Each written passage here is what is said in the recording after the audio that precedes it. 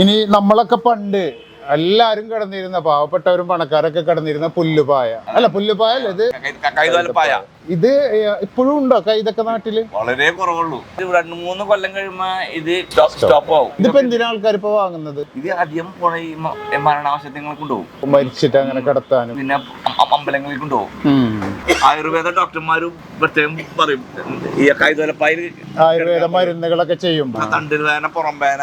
അപ്പൊ പായ ആവശ്യമുള്ളവർ ഇവിടെ വന്നാൽ മതി. ഇനി അടുത്തത് ചൂരല്. ഇതാ നല്ല ആഹാ പട്ടിനടിക്കണേ, പട്ടിനടിക്കുന്നത് രാവിലെ നടക്കാൻ ഇറങ്ങുമല്ലോ ഇത് കൈ പിടിക്കും, പട്ടികടി കൊള്ളാണ്ടിരിക്കുക. അംഗരക്ഷ. പിന്നെ ചെറിയ ചൂരലുണ്ട് ഇവിടെ. മക്കളെ നന്നാക്കാൻ, ഒന്ന് പട്ടിനെ നന്നാക്കാൻ, ഒന്ന് മക്കളെ നന്നാക്കാൻ. കല്ലില് തല്ലി അലക്കാന്ന് ഇപ്പോഴും ഉള്ളവർക്ക് ഉപയോഗിക്കാം. അലക്കുകല്ല് ഇതാ. അപ്പൊ വലിയ അലക്കുകല്ലൊന്നും ഉണ്ടാക്കി കഷ്ടപ്പെടേണ്ട ആവശ്യമില്ല. ഇത് മേടിച്ചുണ്ടായാൽ മതി. സിമ്പിൾ ആയിട്ട് അലക്ക് കാര്യങ്ങൾ നടക്കും. പ്രത്യേകത ഒരു സ്ഥലത്ത് ഫിക്സ് ചെയ്യണ്ട, എവിടെ വേണമെങ്കിലും കൊണ്ടുപോയി വെക്കാം അല്ലെ, മാറ്റി വെക്കാം. കെട്ടിട പരിപാടി ഒന്നും ഇല്ല. കെട്ടിക്കഴിഞ്ഞ പിന്നെ സ്ഥലം പോയില്ലേ. ഇത് പണ്ടത്തെ ഉറിയുടെ വട്ടല്ലേ ഇത്? ഉറിയല്ല, അത് തിരുവട. തിരുവട എന്ന് വെച്ചാല് കലങ്ങളൊക്കെ കലങ്ങൾ ഇറക്കി വെക്കുന്നത്.